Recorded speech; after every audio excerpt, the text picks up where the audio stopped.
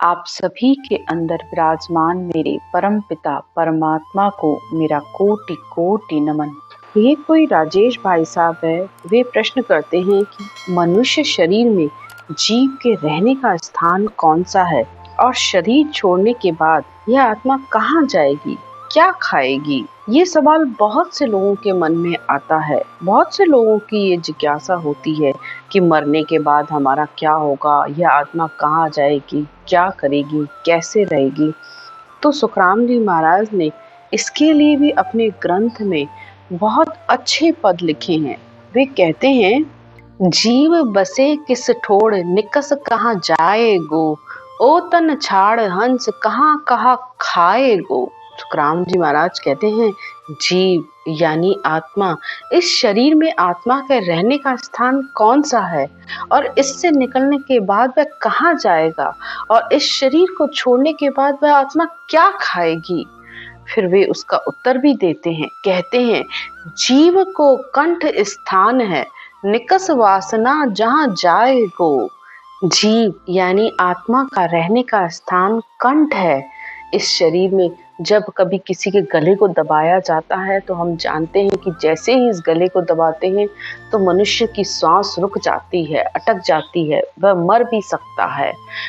तो आत्मा के रहने का स्थान ये कंठ है और यहाँ से निकलकर जहाँ उसकी वासना होगी यानी जहाँ उसकी इच्छा होगी वह वहीं जाकर जन्म लेता है। और मरने के बाद वह क्या खाएगा। मरने के बाद यह आत्मा जो भी कर्म उसने इस शरीर से किए होंगे, अपने किए हुए कर्मों को वह आत्मा फल के रूप में भोगेगी। यानी जहाँ मरते समय मनुष्य की इच्छा होती है या अंदर कोई वासना होती है, वह अगर उसकी रह जाती है तो बस वहीं उसका जन्म होता है। एक बहुत बड़े संत थे, वे पूरी जिंदगी उन्होंने भक्ति की। जब उनका अंत समय आया तो उन्होंने अपने शिष्यों से कहा कि जब मेरी मृत्यु होगी तो ढोल डमाकों की आवाज आएगी। बहुत पहुंचे हुए संत थे, शिष्य भी इस बात को मानते थे।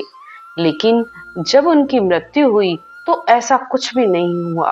तो शिष्यों के मन में भ्रम पैदा हो गया कि हमारे गुरुजी तो बहुत पहुंचे हुए संत थे, उन्होंने तो कहा था जब मृत्यु के समय उनके ढोल धमाके बजेंगे, लेकिन ऐसी तो कोई भी आवाज नहीं आई।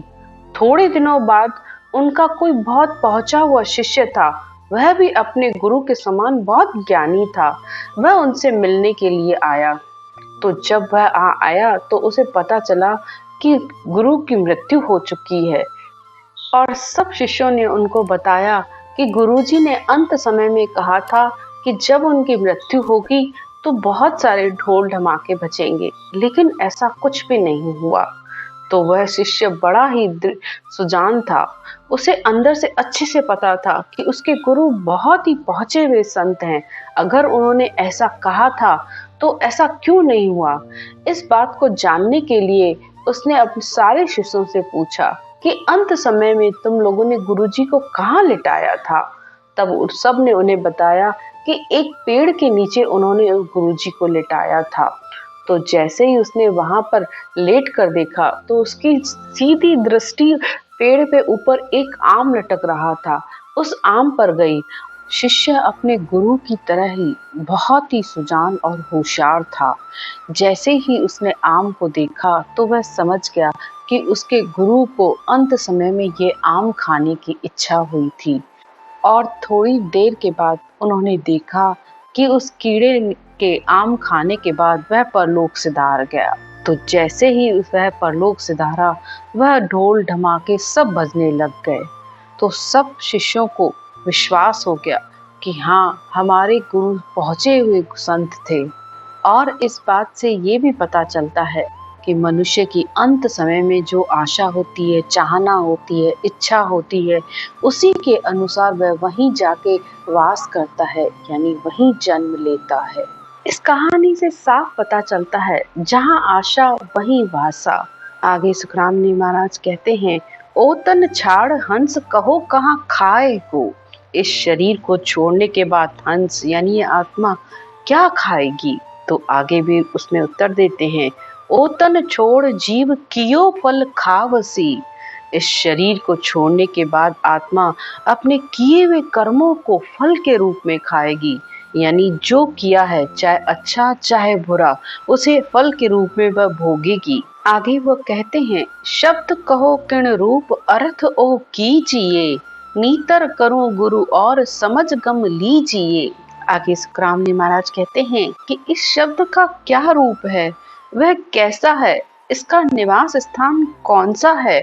तो वे आगे जवाब देते हुए फिर कहते हैं, शिव बसे सो जाग दशवो द्वार छे, शब्द सो रूप पोप वास जैसो है।